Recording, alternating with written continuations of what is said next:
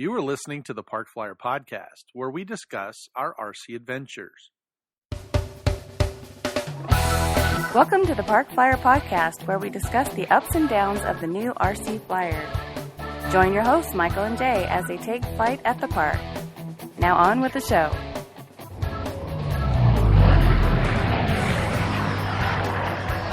Hey everybody, welcome to the Park Flyer Podcast. I'm Michael, and with me as always is my good friend Jay, formerly from the AK. How goes it tonight? I'm having a wonderful time in June. Today, I had a little man started buzzing in my pocket, and he said, "There's somebody at the door." And sure enough, I went to the door, looked outside, and there was my mail lady, and she had a handful of packages, and it was Christmas in June. I was real excited, and I ran out to her and I said, "Hey, my little guy was telling me that you brought me some things." And she's like, "What little guy?" And I said, "Hey, this little app I have on my phone." She got a chuckle out of that, and I grabbed my packages and signed for them and ran inside. So yeah, I'm kind of happy and glad. Yeah, sounds like it was a nice day. Well, before we get started tonight, I have to kind of touch base on safety. You know, you and I are really big safety guys. We try to promote safety every chance we get to, and I had a little bit of a safety incident. Well, it wasn't really an incident. I want to bring that incident. Sound like a politician. Don't worry about that incident. Yeah, exactly. 12 were killed, but don't worry about it. There's nothing to see over there, folks. Yeah, exactly. Well, I kind of want to just bring this up because I know in a previous podcast we talked a little bit about me not using a strap. And so right, you hate it.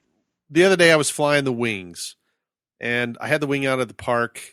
I'd put a new prop on it because I try to do these vertical takeoffs with them. You know what I'm talking about? Vertical takeoffs. Yeah. So like normally I can just toss the wing over my shoulder. Sure. So I toss the wing, give it a little power, toss the wing, it flies, and then I go out and fly it. Well, after I get done with a couple batteries and I'm kind of bored, then I'll actually set the wing on its two little end caps, whatever you call those things on the end. Right. It has what are those things, like those political signs for the little stabilizer wings on the right, side. And they're a little stabilizer, but they stick out a little further than the wing. So I'll prop it up on those, and then I'll give it a little throttle, and then really jam on the throttle, and it'll actually take off from the ground going vertical, but it has a really big torque roll, and you have to kind of time it right. I would say that works about 30% of the time. Right. Since I have one of those too, I don't remember seeing that in the instructions as a proper launching technique. It's not. Okay. It's just something I do. But anyway, I had busted a prop off last time because I tried it. And of course, you know, when the thing flops over, rolls over and hits the ground, the prop's doing 6,000, RPMs, and it broke the prop off. Yes, so the other day when I was out flying, I put a new prop on, flew about 3 or 4 batteries. Everybody had kind of, got ready to go, and I had one more battery to fly through the wing. So I thought, well, I'll just put it over here. And so I walked out into the grass and I set it vertical. And as I leaned over, normally I carry my radio in my left hand with my thumb wrapped around the throttle. As I set the wing down, my glasses, which usually sit, kind of in my shirt collar, they fell on the ground. I don't know why, but I stood up and put both hands on the radio.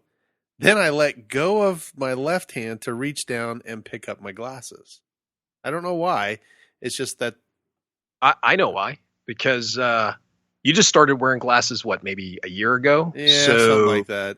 You haven't been wearing glasses for that long. It's not a habit that you're used to. So you've been flying for, 10 years or 10 plus years now? Yeah, something like that. So you never needed them. The thing falls out. You're doing something that you haven't normally done before. I can see where this is going. Continue, good sir. Yes. Right, exactly. So I lean over to pick up my glasses with my left hand, which means now I have the radio in my right hand. And it's a natural tendency for balance that if you bend over and pick up my glasses with the left hand, my right hand goes back. And as it went back, the throttle caught my cargo pants. I was wearing cargo shorts, and the throttle caught the pocket and went wide open throttle. Yeah, exactly. And my wing was literally like inches from where I was standing. And now this thing is starting. I can see it out of the corner of my eye, starting to go up and starting to rotate towards me. And I kind of went, holy smokes. And I pushed with my finger because I had, my right hand. I just pushed forward on the stick And it just went right into the ground and busted the prop. Moral of the story is be safe. All it takes is a little distraction. I just thought I want to reiterate that. It happened to me. It's one of those things that doesn't happen often, but even I do make mistakes. As a result, I think we remind everybody that safety is important, especially when you're out in the park. So, well, that's a good story to pass along to our viewers. I'm glad that nobody got hurt and it was just a broken prop.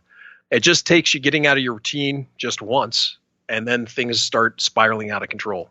Yeah. The bummer about the whole thing, I just put that prop on that morning. So I literally only got 3 flights on that prop, and then it broke again. So, well, on a happy note, you know who's really good at that particular takeoff? AK Mike is really good at flying his tough wing.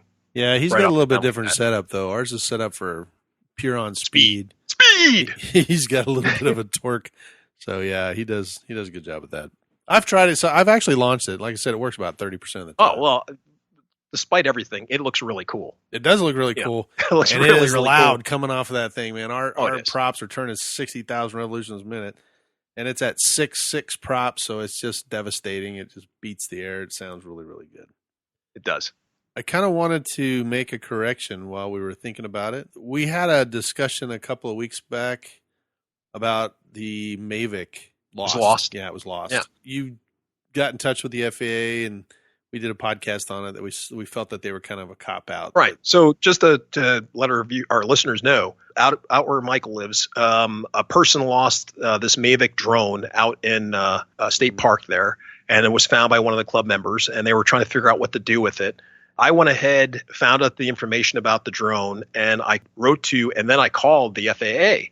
Unfortunately, all the replies that I got back from them was, just let the local police know, and that's it. Now, I provided them all of the information for the person who had it, who to call, email addresses, everything that, I figured, I knew they weren't going to give us their information, the person who lost it, but I figured they could pass that information on to them. To me, there's no reason to involve the police because, hey, I found this thing that was lost. Here's the FAA. They have all the information. They could pass it on to the guy who lost it. He can call those people. Enough said. Everybody's happy. Right. But no, I was sadly mistaken. That was not the way it was going to work. Well, it'd be interesting to know that we actually found the owner. They did turn it into the police. And I had mentioned on the podcast basically that I didn't think that that's how the program was set up to where turn it into the police and they call the feds and FAA and say, hey, look, we found this quad. Who does it belong to? When in reality, I did a little research, and that's exactly how the program was meant to be. Right. You and I mentioned earlier that if they landed it on the White House lawn, the law enforcement is involved. They run in there and they say, okay, well, we've got this Mavic quad, or we've got some sort of a remote control vehicle. It has a number on it. Can you please inform us or give us the information on where we could find the individual? It wasn't, I don't think, designed to be punitive, but it was designed to be informative. And so it's exactly how it worked out. They found the owner because they took it to the police. The police called the FAA, gave them the information. They called the owner, and the owner had to come down to the police department, make a statement, and get his property back. So it did work exactly how it was supposed to. Having said all that, it's kind of a moot point now, right? Yay! Yes, it is. So evidently the FAA lost their lawsuit. And I'm so happy that they did. Yeah. Fortunately for us, or at least you and I, we registered before when we got our $5 back. But for all those people that registered after the deadline, unfortunately, they lost their $5, I think. Yeah. Okay. So once again, to help our listeners out. So the FAA, once they had set up this whole program to register not only drone users, all RC flyers, et cetera, over £1.50 had to register. 2 sticks of butter. 2 sticks of butter.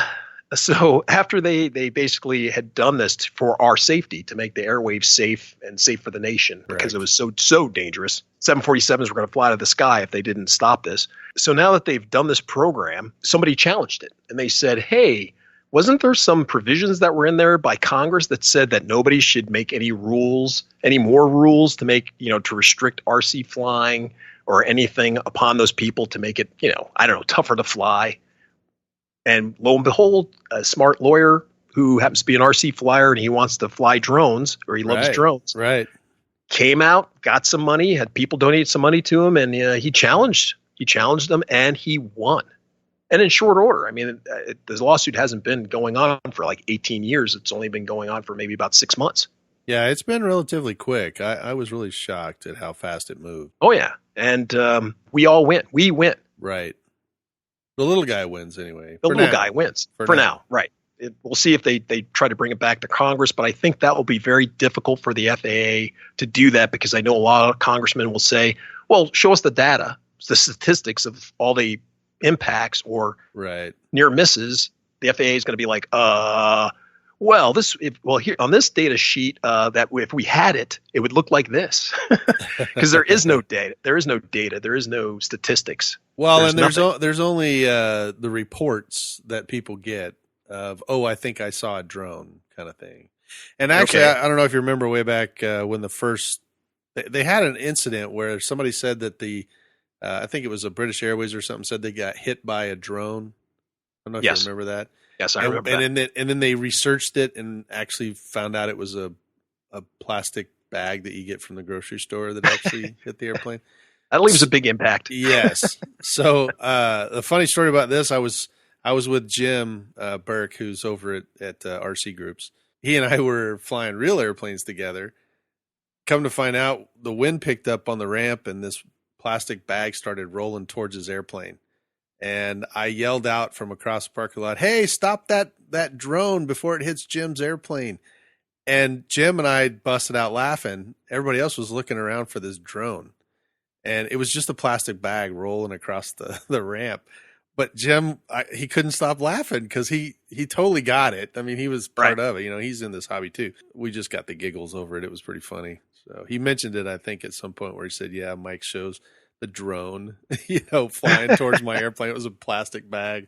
I think it was like a Walmart bag or something." Yeah. Yeah. I thought about doing that, just grabbing it, putting Sharpie marker drone, And, it is exciting because that's part of the hobby, and you don't want to kill the hobby, but you don't want the government getting too involved either.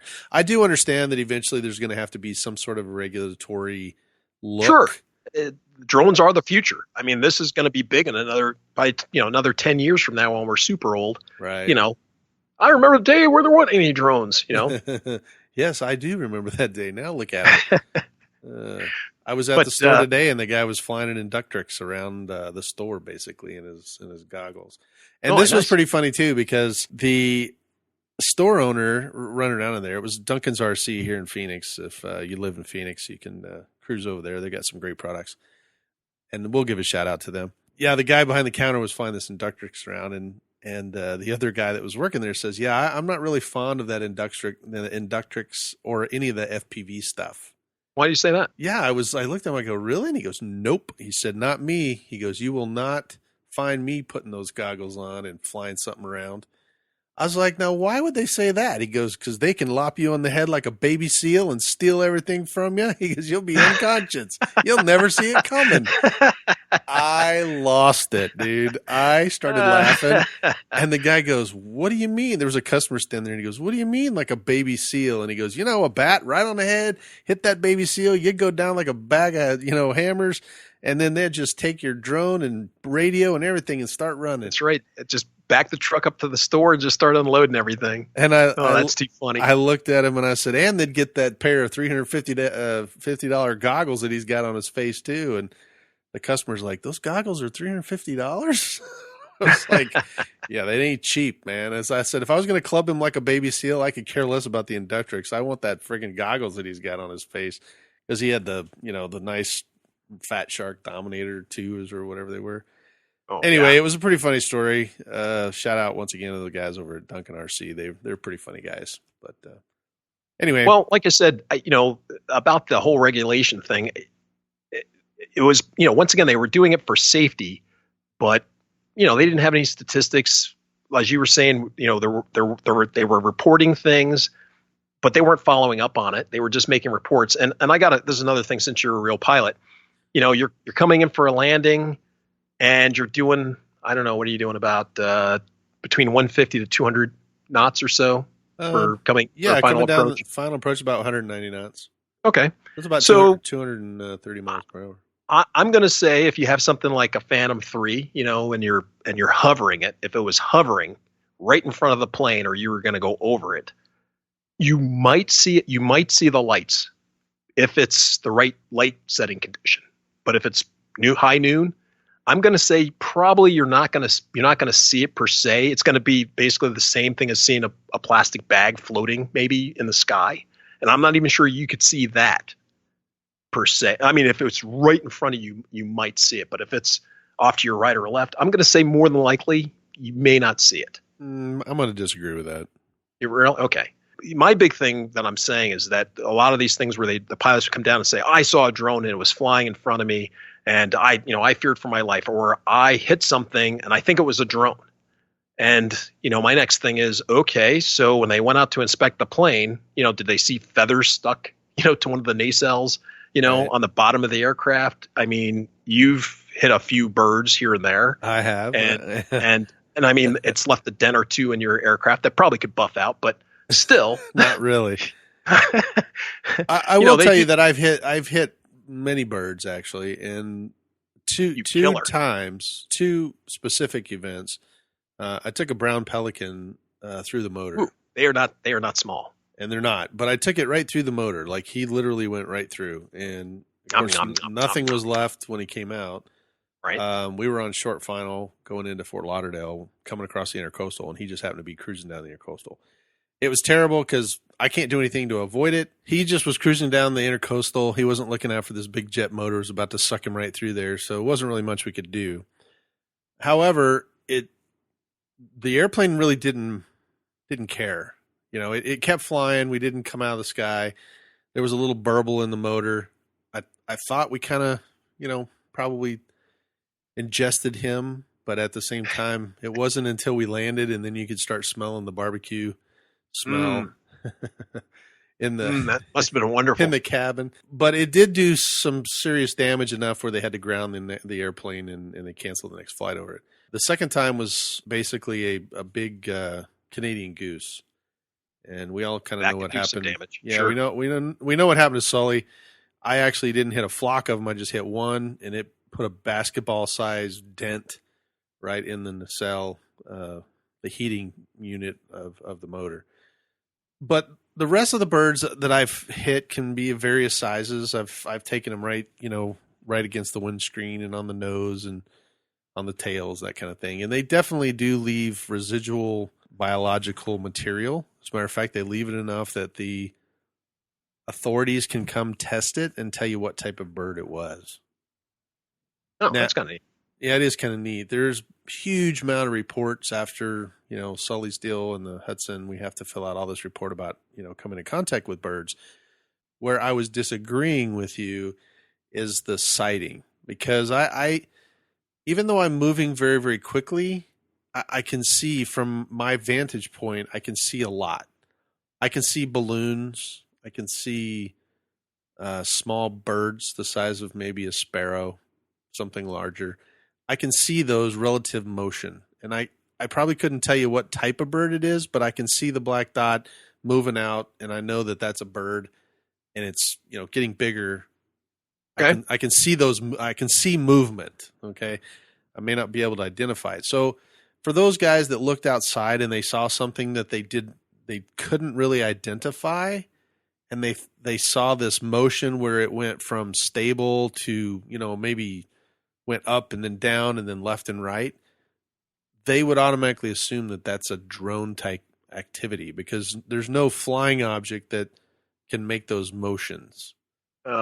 Didn't we just talk about a plastic bag getting blown around in the wind? There is a plastic bag, but I can tell you, I know what a Mylar balloon looks like. I've been hitting the window, at 30,000 feet by a Mylar balloon, and I can see it from far off. And it's stationary. It's got a specific shape. Sure. I'm just saying that the closer I get to something, I could probably identify it. Now, I will tell you that if that drone hit the airplane, there would be some damage to the airplane, but it wouldn't probably, in my eyes, take the airplane down. It would probably do just as much damage as the bird. It could put a dent in it. But the problem is that, guys, if they see something and it's unidentifiable, they probably automatically assume it's a drone. Hmm. And that was where the FAA kind of grabbed it and said, "Oh, look, we have all these sightings. People fly them." Now, I'm not going to tell you that there's not some idiots out there that are flying. Oh no, I'm not, at the end I'm of the not runway. I'm not trying to say that there aren't people who are doing that, trying to get a shot or doing something like that. I'm just saying it to the effect of where the FAA was just saying, hey, there's 1 million drones going to be sold this Christmas. We have to do something, or else the skies are going to be raining plane debris. I mean, they were, quite literally, they were like, there's just people going to be falling out of the sky. Right. They're going to be sucked Airplanes out. everywhere. The drones, every plane going down everywhere. And I just was looking at it going, well, what statistics are they using for this? I mean, they're quite literally, yes, there might be 1 million drone operators, Right. from Christmas, but every day you fly, there are 1 billion birds. And I mean, you've hit a few, but that's out of 1 billion. Right. Compared to 1 million, that's nothing. 1 million is nothing compared to 1 billion. You know what I'm saying? True. So I'm just, statistically speaking, for you to hit a person, or for a person to hit a plane, or this to happen, not that it couldn't happen or wouldn't happen. I'm just saying that statistically, it's very low for this to be happening or to occur. It's going to be a very low number. Now, I'm not saying that we shouldn't think that in the future, hey, commercially, and once again, putting a PSA out to everybody to warn of this potential danger of where you shouldn't fly. Hey, I think you should put a sticker on it, a sticker on these drones or any model aircraft, and just say, hey, fly according to I think there's already a lot of them out there that says fly according to the AMA rules. Here's where you can get those rules. Right. But to actually put, like we were just talking about, punitive damages or punitive things upon putting a number on it that that they're going to call you up and they're going to come looking for you. Is it even going to work? Is a little label on a drone that's been hit by 747 even going to be found? No. Probably not. All there's going to be is dust. If my little 2-pound Phantom drone gets hit by an Airbus, I'm just saying there's not going to be much found. There won't be a whole lot left. There won't be a lot left. You'll be lucky to find that little label. That's all I'm saying, Mike. I'm just trying to put it into some sort of reality of, okay, I'm investigating this accident that occurred. You come and tell, I go and investigate, I run out there and I'm looking for drone parts. Not to say that I won't find any, but I'm going to say it's going to be really hard for me to find evidence. That's all. Yeah, unless it was stuck in the side of the airframe. Yeah, no. If you luck out, you luck out. Right. I'm just trying to make it so it's not to be over to us, because once they put this out, everybody was freaking out where I was living because, like I'm talking about, I got this new glider. Now, all of a sudden I have to worry over 400 feet. Because when this thing first came out, everybody's like, well, now nobody can fly over 400 feet. Well, what's 400 feet? I don't know. I never had to worry before. Right. Now I have to look up and see what it is. Yeah. Yeah. I start looking for thermals at 400 feet. Right. That's all I'm saying. And it was just something they couldn't enforce. And then now you're asking the police force to enforce this stuff, and they don't know anything about the FAA rules, and they're trying to find criminals and meth heads and, gangbangers. And now they have to worry about a little kid and his grandpa flying a drone in the front yard, and they're going to stop him to go, is that registered? And the guy's going to ask him, well, what registration do I need? I don't know, but I think you need some registration. Do you have any? They don't need to be doing that. You're saying they have more important criminals to find? Yes, they have enough to do. And let's go back to the original thing of the guy with the Mavic, right? They call the police. They turn it into the police. The police get it. All I'm saying is now the police have this thing. And now they're going to ask the guy, well, where were you flying it? What time were you flying? Were you supposed to be there? Why were you there? Why were you taking pictures? Does this thing take pictures? Hey, we found this card. Were you supposed to be taking pictures of these people? Did you get their permission? Just they're inquisitive and they're always fishing. That's all I'm saying. I mean, I'm for police, but I'm just saying it's in their nature. So now you take this thing of just being lost. The guy was just flying. If it was between, us and him, hey, we returned his drone back. He's happy. We're happy. But now you get the police involved. They start asking a lot of questions. Next thing you know, now this guy's in trouble. Now, maybe he wasn't supposed to be flying in the park. I don't know. But I'm just saying it just gets it people paranoid. I'm one of those kind of paranoid people that the cop's gonna, were you supposed to be flying? Were you flying over 400 feet? Well, prove to me that you weren't flying over 400 feet. I don't know. Yeah, I don't know. Anyway, that's enough of me ranting on that stuff. But anyway, speaking of flying, where's your tinfoil hat? Yeah, really. That's right. Tinfoil hat. Get my gun. Well, this kind of segues into something new. So you have a new device that can tell you if they're flying over 400 feet, right? I do. Yes, I do, actually. Tell the world about your new toy. I actually, as people know, my A10, I'm collecting parts and have yet to assemble it, but I got everything together. And so I was trying to decide on what type of receiver, to go with. And I wanted something that it requires a 6-channel receiver, so I started looking for 6-channel receivers. So you're going to get one of those $3 Uncle Krakows receivers? Sure. I have several of those in my bag already. I don't really want to put that on this airplane. So I don't understand why not. Well, I think I sent you something that had a budget on it, and then I had what I put on the budget, and then what I went. So, folks, just so you understand, so we have this a national budget. What we want to have, we want to have national defense, this, that. It's going to cost this much, and then we always go over the budget. Yeah. Mike upheld that fine tradition. He had a proposed budget, and he went over that budget. And let's just say we have a new deficit. Yeah. Well, let's just say the U.S. government would be very happy. They would be very proud of you. You might have another career working for the IRS, I could, yes, or at least Congress anyway. Yeah, Congress. There you go. Well, so anyway, I was going through this troublesome thought process of what receiver I should put in there, and I looked at the Lemon receivers, and I looked at Spectrums and Free Sky and all the other ones out there, trying to figure out what to put in there. Now I run a DX18, and this thing has a lot of servos on it. It does have a little board that kind of keeps all that stuff in check. Right. But on the off chance that something happens to the board, my radio can fill all those channels too. I don't need the board on there. Ooh. So I thought, well, maybe I should get a receiver that has more than just 6 channels in case I wanted to put some other stuff on there. I could. And so I started looking around, and of course, the Spectrum stuff happens, and I went to go, look at the new Spectrum receivers, and I found a 9550. And this 9550 is very interesting. It's got diversity antennas. It's a 9-channel receiver. It's a full what do they call it? Full range. It's got also telemetry. Good. Even better. And it's got I love I can't even say that word. Telemetry. There you go. I don't have to make up a new word tonight. That's right. And it's got ASX3. Ooh, even better. That's 5 strikes there. I mean, wow, that's true. Firing on all cylinders. Excellent. Yeah. Well, it didn't stay in the store. It came home with me. It came home with you. It wasn't a hard sell. It got adopted. It did get adopted. So now I'm running around trying to figure out, well, this thing has telemetry on it, so I got to put something in there. So now I have, you and I have been talking about this, and at the Electric Festival, I lost my Sea Fury. We've talked about it several times, and that's rest in peace. That's kind of what made room for this.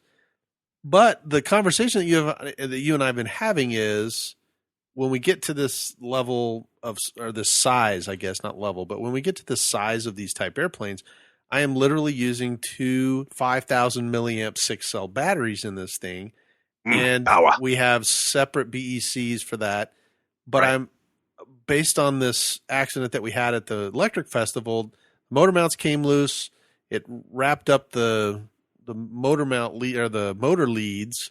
The leads are attached to the escape. The escape wraps up in this twisting motion and pulls basically the power right out of the receiver. Right, and it lost all power to the receiver. Plane falls out of the sky like a rock. Now, you and I both talked about if I had a receiver pack, a battery for just the receiver, I could have had all my servos still working and basically landed the airplane. because I already had the gear down. I already had the flaps out. Everything was ready. I was going down, just downwind, and the motor mount 3 screws came off, and it just spun around. It almost would have been better had all 4 of them come out, because then the motor would have just let loose. But that spinning motion around that 4th screw is what wrapped everything up and yanked the power out. So you and I were talking about this particular airplane, and since we went to this big, huge budget overrun, I don't want that to happen on this one. And using this size battery with this many servos, they're all digital, they're all metal gear. And how many are there? There's a lot. There's like 1 for every control surface, or 2 for every control surface. So there's 2 aileron, 2 rudder, 2 elevators, 3 landing gear, 1 nose gear steering, inboard flaps. There's 2 for that and 2 for the outboard flaps. What is that? 15, 16 servos? About, yeah. So now we're worried about pulling a lot of amps. Plus I've got 2 big EDFs that are eating up all these 5,000 milliamp batteries. So each EDF has their own battery, and I just got to thinking about it in my head. Well, I'd still have my airplane if I had a receiver pack. How hard is it to figure out how to get a receiver pack to put in there, to run all the voltage? And I think that it's also wise, because this is an EDF and it's power hungry. Yes. And it sounds like 2 5,000 milliamp packs will be, wow, you're worried about power off of those 2 things. Well, they're totally getting sucked out, drained by those 2 EDFs. 5 minutes of flight, and they're totally getting sucked out. Now you're asking it to also supply power for 15 digital servos. So it just makes sense to have a separate battery pack. It's doing its thing. So if you just happen to run, that classic, let me go around one more time. Right. And you have to go, or it's too much wind or something, or whatever the condition is, you go around there for that last pass. Well, then the EDFs give out, and now you have minimal power to give amps to those hungry digital servos. So it does make sense for this particular plane to put this in. Well, and there's plenty of room in there, so I figured I'd do it. So I did get a 2200 milliamp LiFePO 4 battery, which will run my receiver. Right. So I'm thinking about this telemetry stuff, how I'm going to do it. So I basically started, kind of collecting these little telemetry things. So now I can actually look at what my receiver pack is, because that's the most important thing to me, is running all my servos. Right. So now I have a receiver pack telemetry that'll send back data to my radio, my DX18, that shows what my receiver pack is feeding, amperage or voltage, I guess, to my receiver. Then I have another little input that will take my flight packs and give me data for the flight pack. Then I don't know why I was thinking this, but I thought, well, there's like 4 or 5 other options that you can do. All of that's taken care of by a new GPS input that you can get. Yes. And now I can get altitude, ground speed, lat longs, tracks. So anyway, that is now both. Basically, I can use it in my really speedy glider, my E-Typhoon. I can use it in that, and I can use it in the A-10. I can swap out, and it will give me all that data. So I'm pretty excited. The amazing part is not the GPS unit, it's the actual receiver itself. The receiver itself is pretty amazing.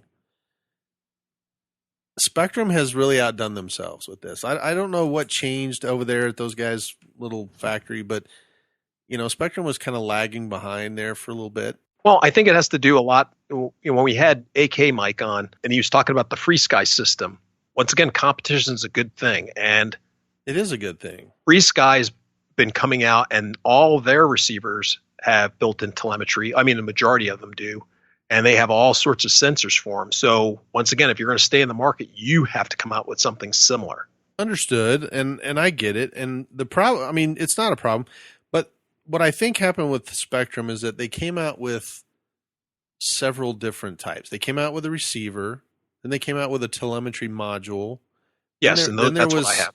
Then there was, they came out with a receiver that had ASX3 in it, which all of the little UMX guys started using that. Unbelievably, yes. Right, and so I think there needed to be at some point in their marketing plan that, hey, you know what, this information can all be combined. and literally can be put inside of a postage stamp. And we can put that with some diversity antennas on it and sell it as a whole unit. And that's really where they are at. Matter of fact, I know that they just released a 9-channel and a 20-channel receiver.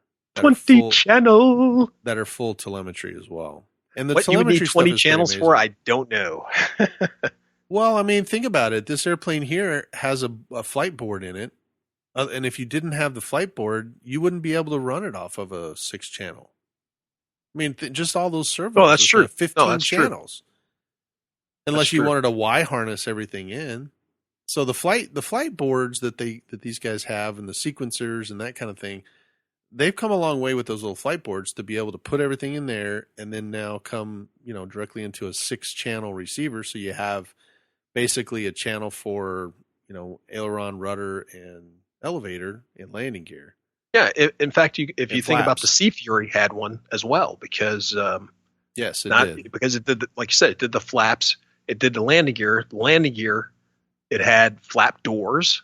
So the flap doors had to have a sequencing unit on it so that they opened first and closed last. Oh, yeah. Landing gear doors, you mean? Not flap doors. The landing gear doors, excuse me. Right. So they were sequenced. They opened and the gear came out and the gear doors closed. So there were 2 servos for each one of those. Right. And it had the ability to drop the bombs. Authentic. So it wasn't like it snapped open and snapped closed. Yes. It was a slow modulated close. Exactly.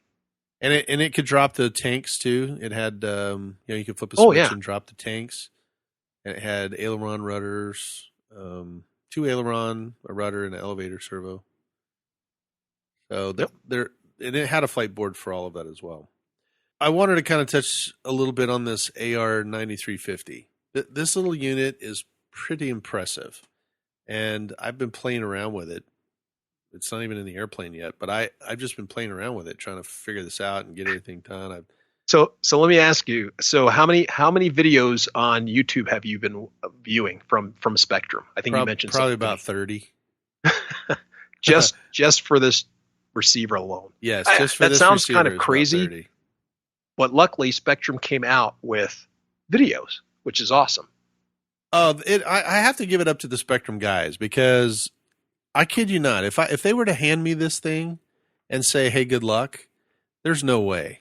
There is so much power involved in this. It is phenomenal. So first things first, I open this thing. I look at the book, and the book tells me, "Oh, by the way, you need to go onto your iTunes account and download the application for this receiver." It has an app? It has an app. So the app is basically from Spectrum, and it's basically a dashboard for your receiver. Now, if you haven't seen one of these or even, it's fairly new on the market. So if you haven't had a chance to play with it, it's pretty phenomenal. But I would, on your Android or on your iPhone, I would run over to the store and download this Spectrum app, because the Spectrum app is phenomenal. So now what it says is, now that I have the application on my phone, I literally can set up the entire receiver right on my phone. Meaning you don't have to do it on your radio, on the phone. You do it on the phone or your tablet. I can do it on the phone or the tablet up to a point. Some things I have to do in the receiver, but in this particular case, it's got a little wizard. You touch the button and it says, what kind of airplane do you have? And you set your airplane up. You set up your control surfaces. You set up your type, whether it's a V-tail or a regular tail or 2 servos or 1 servo. Then you assign, because this doesn't have, remember when we bought these and it would say aileron, rudder. Sure. It had little, sure. They'd be labeled. Yeah. These are not labeled that way. These are labeled ports 1 through 9. Period. It doesn't care. It doesn't care what port does what. It just depends on how you want to assign them. Correct. Because now in the application, you basically pull up the port assignment, and it's got a picture of your airplane, and all the control surfaces are now highlighted. And you can just basically touch one and say, "Oh, that's the left aileron. It's going to be in port 6. That's the rudder. It's going to be in port 2." and you just set them up that way. You can set up all your servos, whether they're going the right direction. Now, did I mention that you can do this while it's in the airplane and while it's live? No, you did not. Yeah. So what it's requesting you to do is there are how many different ways? Eight. There's 4 sides to this servo, right? So you can mount it. You have to mount it the right way, facing forward or aft. So it has to be that direction.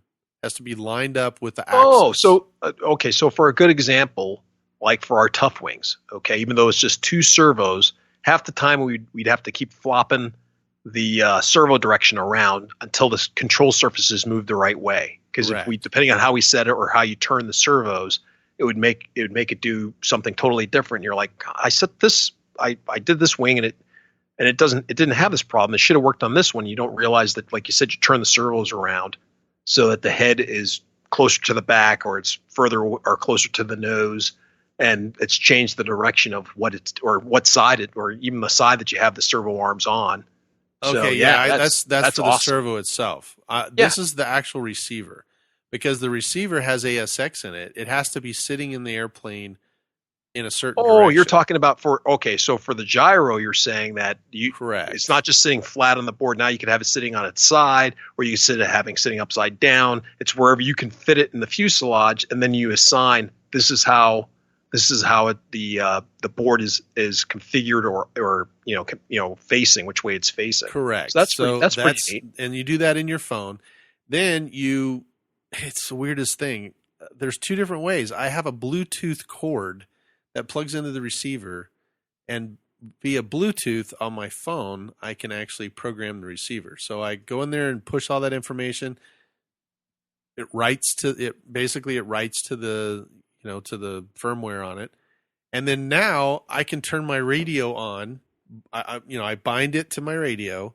Now I can turn the radio on and open the app. Now I can actually reverse the servos in my phone. I can change so that's more what I was talking about. Yeah, right. That's cool. I can change the expo, the dual rates. I can put mixes in. I can do all of that from my phone while it's sitting here. Get out of the screen, and it automatically via Bluetooth, or they do. I will tell you, have the Bluetooth cord. I don't think is available anymore. I actually have one, but they have one that just plugs into your speaker port and then just goes right into the. Oh, okay. So you can use it either or. And now I can actually program it and then move my stick to move the. Let's say I'm programming dual rates. So I go 50% dual rates in my phone on the application. Then I can actually move the stick on my radio and see the actual effect of the 50%. Right. And instead of trying to figure out numbers, they actually put a graph. So you can actually move the parts of the graph around. And while you're holding the stick, you can actually see, how this changes. And then it'll write to, the firmware again. And then you can actually see the change. Amazing. It's even better. So now that I've got all that set up, okay, I can actually set up 3 flight modes on this receiver. Now, at first I thought, oh, well, that's for glider stuff. Well, it's not. So this is what they suggest that you do. You put a flight mode 1 with, actually 3 flight modes. You can do flight mode 1, flight mode 2, flight mode 3. In the flight mode 1, you set your ASX to your ailerons. In flight mode 2, you set your ASX to the elevator. And in flight mode 3, you set it to the rudder. Now, what that allows you to do, if you think about this, is you take off. Your ASX, basically your stabilizer, is now set to just the aileron, the ailerons. Oh. In flight mode 1, it's just the ailerons. Right, but if you're taking off, wouldn't I want the rudders so it keeps the plane tracking straight? I haven't even got that far yet. I'm just saying. Sorry. Now, if I'm in flight mode 1, gotcha. and I just have my stabilizer on the ailerons, now I can adjust the aileron stabilization on the fly. Nice. Now I can adjust that to where I can get it right where I need to, flip over while the same flight. Oh, now I understand where you're I can I'm flip getting at to what you're mode saying. 2, and now I'm adjusting the elevator ASX. And that's it. I see.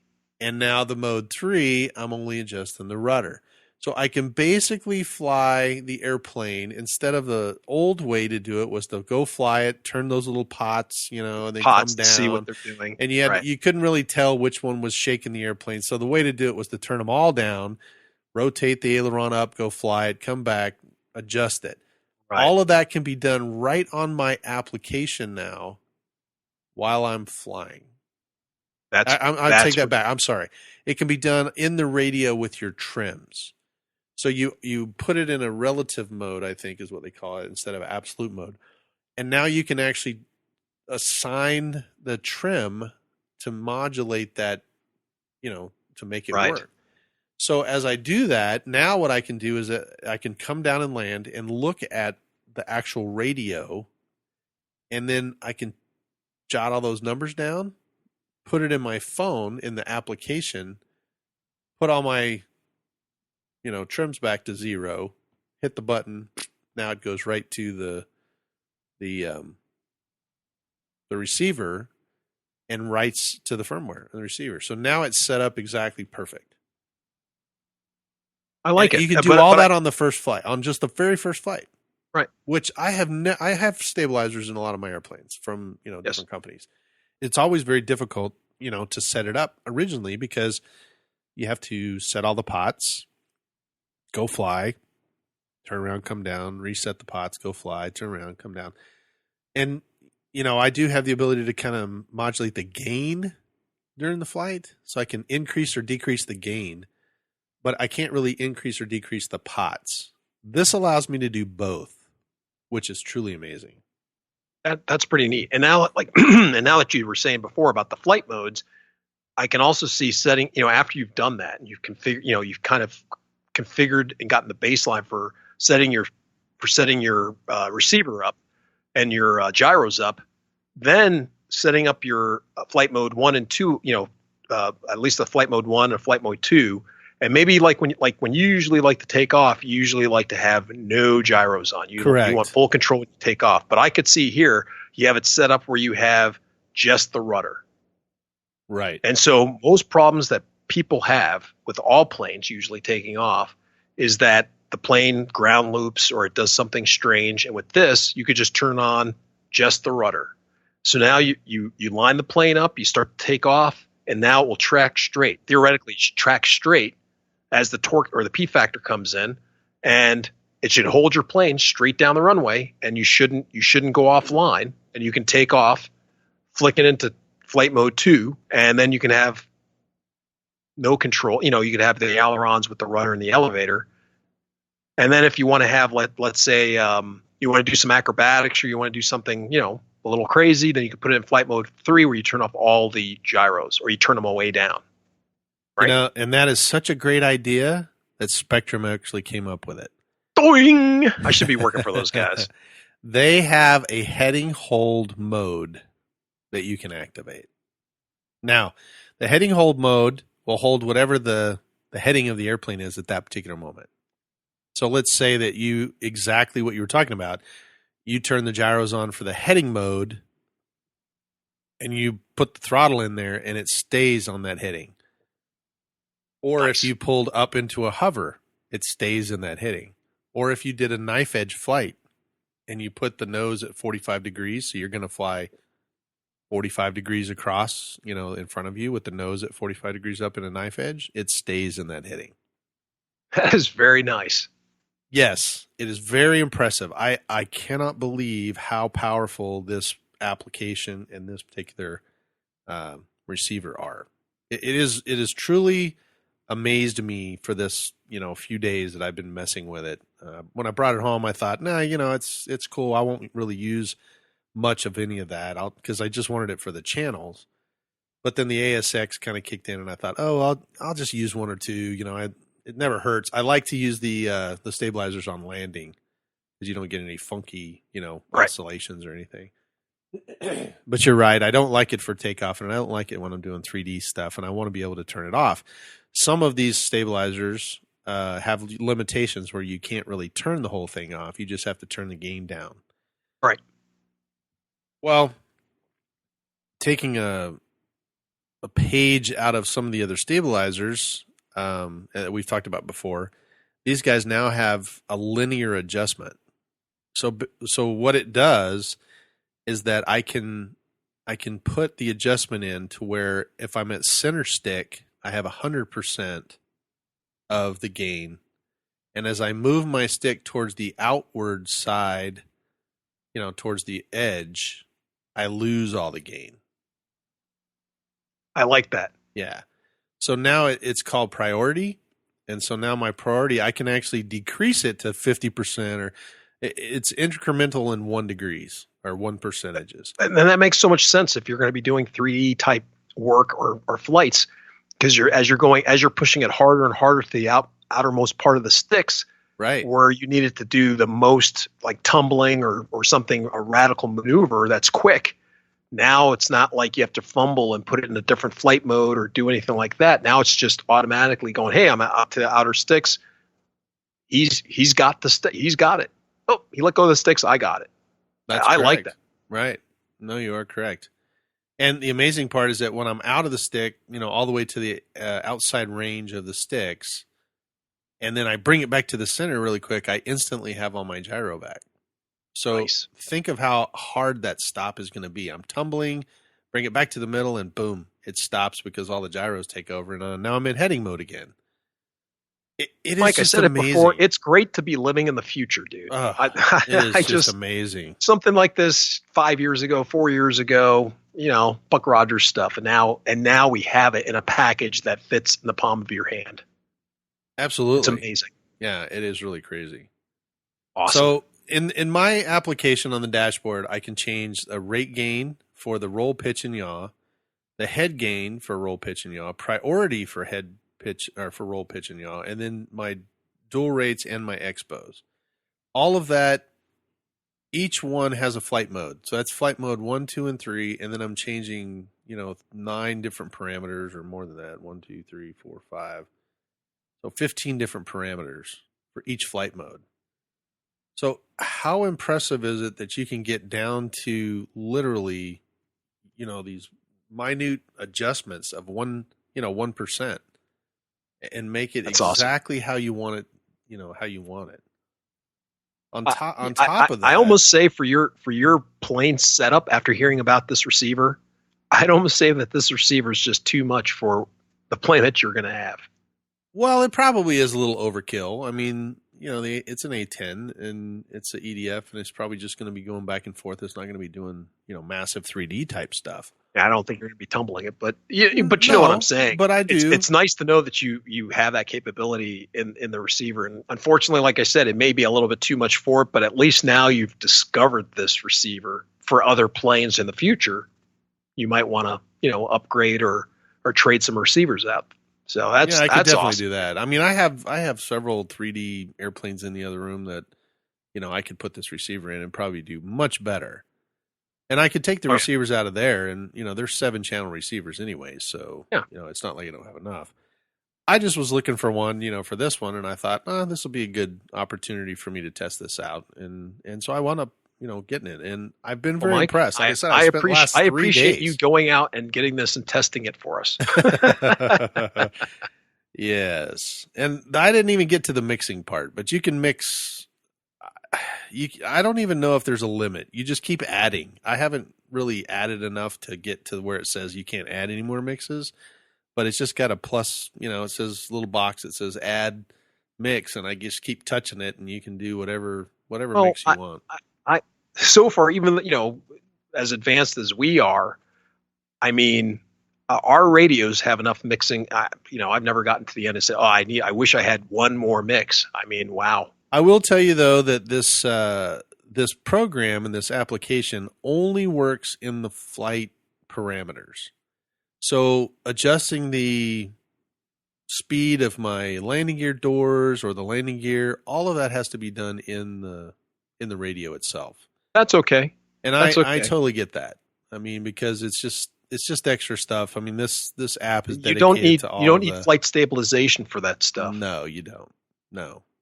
But here's the other cool thing about this: the trim. So let's say that I get up there and it feels like it's really nose heavy, and I'm trying to put some trim in there. So I basically add some of that digital trim, right, from the trim little tabs. And then I fly the airplane and I go, okay, well that sounds like, or that feels like it's right. If I let go of the sticks and fly hands off for 2 seconds, that's all it takes. 2 seconds, it re-zeros the trims in the receiver adds that trim in. That's nice. Yes. Now, let's say that I was really having some problems and I finally got it all trimmed up, but it just was not rigged right. And, I got it to where I could fly it, but, it was just, I had to constantly be on the sticks. As soon as I land and let go of the sticks on landing for 2 seconds, it'll rewrite them all. So now it puts me back into that zero mode. So as long as I can get it back on the ground, if I've trimmed it in the air or I'm holding it and I can't get any more trim and I'm still holding the stick, once it touches down that 2 seconds after you let go of the sticks to zero, it'll retrim it and know exactly what you put in. Okay, well, we're going to have to, after you start playing with this and actually get it on board a plane, you're going to have to come back and report to us what you like and what you don't like about it. Yeah. Well, I'm pretty excited. On paper, it sounds great, but I like to hear a report back from you on your actual hands-on. Sure. I'm pretty excited about that. No, I get it. I totally get it. And that, we didn't even talk any about the telemetry, but the telemetry numbers coming back, I've got all that. So it's pretty amazing. ASX3 telemetry, full range, 9 channels, and diversity antennas. Well, I will say offhand, for what you're going to be doing, the telemetry, you're going to like having telemetry. And being that our radios talk to us, you will like the telemetry to tell you, what your flight pack is doing, what your engine packs are doing. So, especially on the EDF, right? So if you're just kind of up there and you're just tweaking with it and just figuring out and retrimming it out, of course, you're not going to be, burning holes in the sky. So you're going to be able to fly longer. And the nice part about that is, compared to how we normally fly, you go, okay, I should get about 5 minutes with this thing. I'll set my timer. My timer will beep and then I'll land. Well, now with this thing, you can set the voltage. I want 3.8 on all my cells. When it gets to that, that's the breaking point where I land. Not how long I've been flying, but the actual voltage. So when it says, hey, 3.8, beep, beep, beep, and then hey, now I have a little headway, for safety to land if something else goes wrong, or, I can do a couple of touch and goes before I, settle in. But it's all based upon the voltage, and now it's no guesswork, because now you know exactly what's going on with your packs. And it's huge. It's a totally different way of flying. Yeah, that is a different way, and it's funny because some of the guys that are talking about this particular airplane are like, well, how long of flight times are we talking about? And most guys say we start at 2 minutes and 30 seconds, or 3 minutes and 30 seconds, or whatever. And then they kind of adjust with throttle management and try to figure out if they can get more. Right, but still, it's a guesswork. If you're going to be doing hot flybys, or super fast flybys, you do that 2 or 3 times, and you may eat up 3/4 of the pack and not even realize it. True. You go, yeah, I should have another minute. Right, or if you're flying around with everything hanging out and you've got a lot of power in there too. Stuff, So this way you can actually put. Now I can't tell what each individual cell is putting out, but I can tell what the total voltage is. Well, what the total voltage is. So if my voltage is 22.6 or 8 or whatever it is when I start, I can actually set it to go down to 22.3. And at 22.3, it'll set off an alarm, or it will talk to me and say your voltage is low, and then I can come in and land. And then then I look at my timer, and now I can set my timer for exactly 30 seconds prior to that. You can, but honestly, now that you have this, you don't need your timer, because it'll tell me every time. Because it'll tell you every time. Because like I said, if you're doing a couple of hot passes and you're thinking in your head, okay, it hasn't been 2 minutes or 3 minutes, and you're like, I've only flown for a minute and a half, I still have another minute. Well, maybe you don't, and you have to land. But now you don't. You take that guesswork out of there. That's true. Because the telemetry comes up and says you need to land. There's no guessing. Right. Well, I got another minute. You don't have another minute. You're at your threshold to land. Right. The same as if you were just kind of loitering around and you're like, wow, I've been up, for a long time. It's been longer than 5 minutes. I think I really need to land. It may come tumbling out of the sky. Well, wait till she starts talking to you, and you may be surprised that you can loiter for a long time. It's awesome. It just takes the guesswork out of it. Now you don't have to worry about your timer. Yeah, because you're not actually – the timer is just a guesstimate of how much energy is being used. So this will actually tell you. Basically, it was just a good wag to help us. Right. I've been flying for 6 minutes or 8 minutes. Yeah, I should probably land about now. I was flying kind of hard. I was flying kind of soft. I could probably go for another. You were always guessing. Right. So sometimes I didn't guess too well though. Well, this takes it all out, and it's awesome. I have telemetry on one or two of my bigger planes of 6 cells, and it really helps for those cells because one, you have bigger packs. Right. And once again, with a smaller pack, you push it hard, you fly along or whatever, you may think you have 30%, 40%, and it eats it up in the next 30 seconds. That last little bit of battery that you had for a cushion. Where in a 5,000 milliamp battery, not so much. It has a lot more cushion before you get to that part where you have to definitely land, or you know what I'm saying. You're definitely going to have a little bit more leeway. At least for me, flying when I was just flying just on the my timer, I would land and I would have so much more power left. I was barely even scratching what was left, the capacity I had in the battery. Once I put telemetry in there, it was awesome because now I wasn't having to guess or be fearful. I had much more capacity than what I thought. So it's just nice to know. Well, that and the fact that I don't want to fly this very expensive 6-cell battery. Remember, down like to Congress. down to the low voltage, cutoff, and then realize it won't ever charge. No. So, yeah, because these are actually really great batteries. I bought the 65C Gens Ace. Mm-hmm. It's a new battery manufacturer for me, so we're gonna have to test those out and see as well. So. It's going to give us some good. Report. When this thing goes, finally gets all put together. Now I've got all the components. I just have to, find time and get all this put together. But I've got batteries to report on, new telemetry stuff to report on, right? And I've got flight characteristics to report on. So there's a lot of really cool stuff that I. Sounds like another podcast to me. Yeah, it does. Actually, before we go, I'll tell you that I got a new tool for my toolbox as well. I shuddered to ask you what it may be. Well, you know me; I'm a gadget guy. You are Mr. Gadget, and that should be your handle from now on. It should. Mr. Should just call you G from now on. Hey, G, what's going on?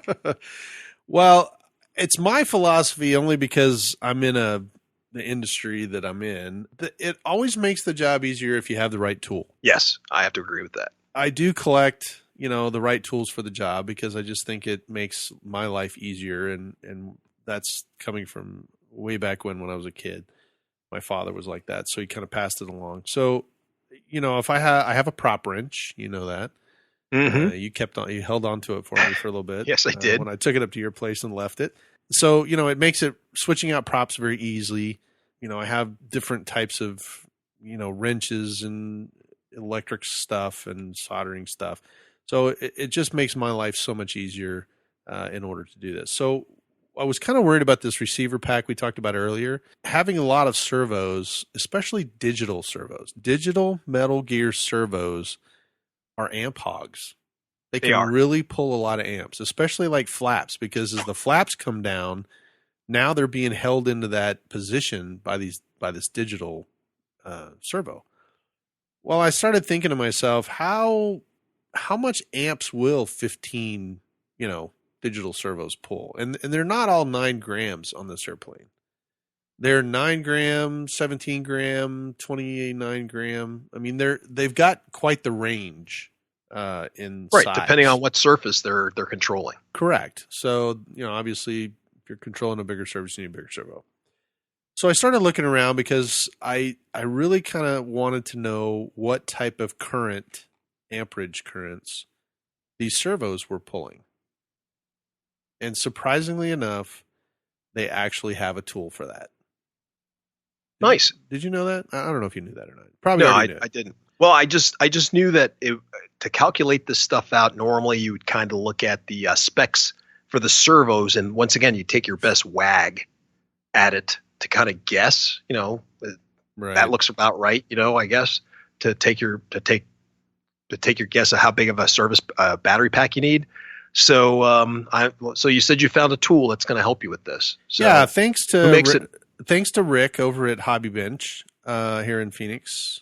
I went over there and was telling him my dilemma, and he goes, "Oh, I have just the thing for you. Sitting on the shelf is a Hanger 9 product, and it's called a digital servo receiver and current meter.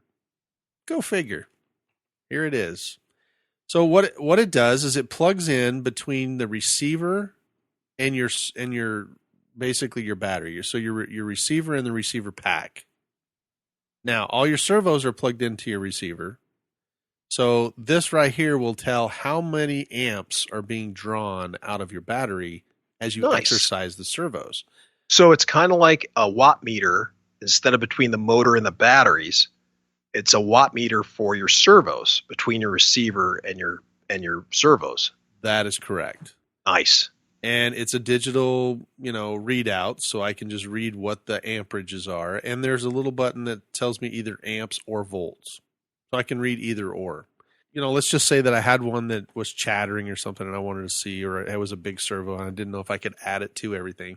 I can test one servo, or I can test all of them with my, in between my battery and my receiver. Right. So I can get in there and throw all my switches down and move all the servos at once, and it should show me exactly how many amps I'm pulling. So how big is this unit? It's the size of my battery checker. Oh, okay. So you Cell Pro 8. I'm going to say that you could go ahead and put this in the plane, fly it. Now, does it have memory so that you could put it in the plane, fly it, and then come back down on the ground and just see what all the servos are doing? I'm not sure it has the memory. Okay, because that'd be great if it did that, because then you could actually fly it and then see for a normal flight how many amps and stuff you're using up. I'm sure. I think that it does, because it's going to be powered the whole time. So it's just like a watt meter. As long as the watt meter is still powered, it's going to tell you the most amps drawn. The voltages. It should tell you all that stuff. So I'm going to say yes. Well, it's still in the package. I haven't had a chance to use it. Oh, jeez. So I don't. Well, I just got it. Something terrible must have happened. That is still. No, in the package. I just picked it up like day before yesterday. So, so it hasn't had a chance to be. Gotcha. And like I said, this thing is in disarray because I've got all the parts here. I just, how I do. I collect everything, and I'm like, all right. I'm going to get all this together. That's fair enough. That's fair enough. Okay, so we'll look forward to that one whenever you get this beast in, that you can start playing with all these things and reporting back to us. We're like, right now it's just speculation. Mike, I have to say, I'm anxious for when your toy shows up. We can hear what these things, if they work, if they don't work. I'm sure our listeners would like to hear. So yeah, I can't wait. Hopefully, I'm pretty anxious myself. I will put a shout out to the Horizon Hobby guys and the Spectrum guys, because this particular Hanger 9 product, this servo current receiver meter, would be great in a telemetry. Oh, geez. See? Right? You can just put it in there. Yeah, you can just put it into the telemetry, and then I can just read the voltage right on my radio. I don't have to, carry this thing around. But that's just me putting that out there. Right? You guys listening? Hey, pass it along to those. They can miniaturize it and put on a POCHA stamp. That'll be awesome. That's true.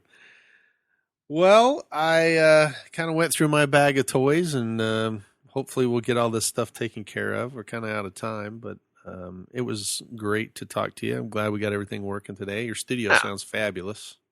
That sounds a lot better than in the Hall of Justice that I was talking in before. So it's coming along.